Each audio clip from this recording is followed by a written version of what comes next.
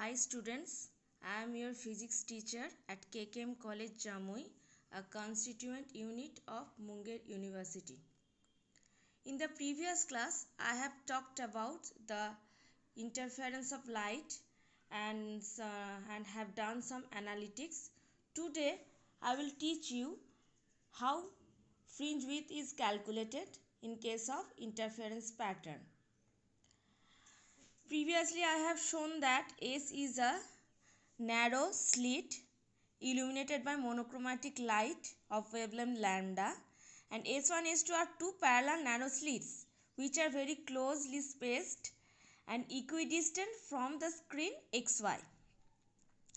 In the screen XY we will get our interference pattern. Now let's assume that MO is the perpendicular bisector of S1 S2 which meets at the screen at O, and P is any point where we will calculate the fringe width. Let S1 S2 the separation between the slits be D, and the distance between the slits and the screen is capital D, and OP is equal to X.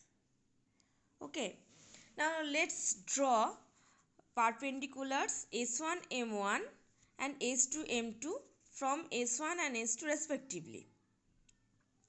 Now first you have to calculate the path difference between the two rays, that is S2P minus S1P at P. Okay. Now from the right angle triangles S1 M1P, using Pythagoras formula we can get S1P square equal to S1 M1 square plus M1P square, and now S1 M1 is the capital D and M1P is X minus D by 2. Why? Because OP is X and OM1 is D by 2. Then M1P will be X minus D by 2.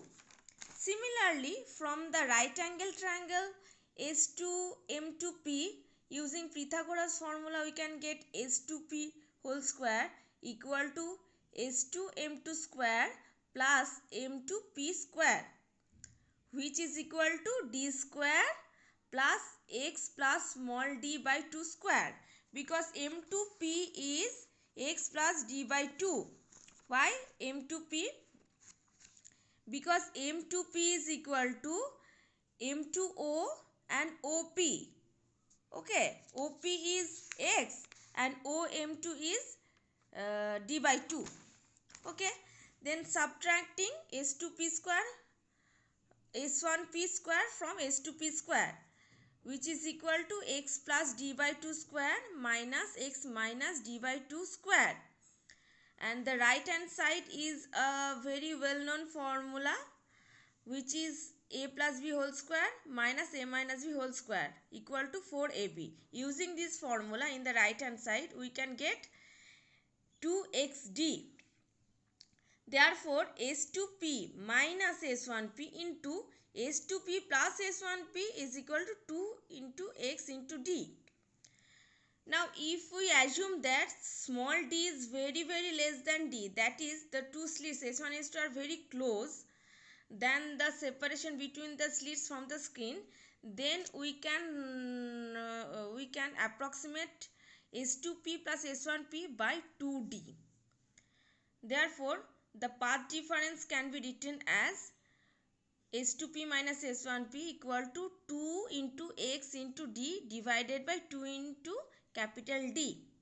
Therefore the path difference becomes delta equal to x small d divided by capital D.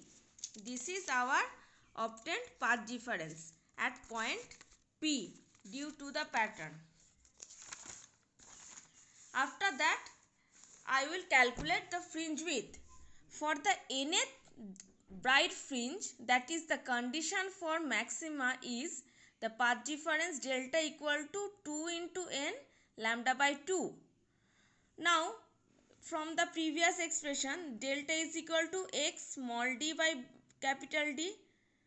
Therefore x can be written as capital D divided by small d into n lambda. Similarly, for the nth dark fringe,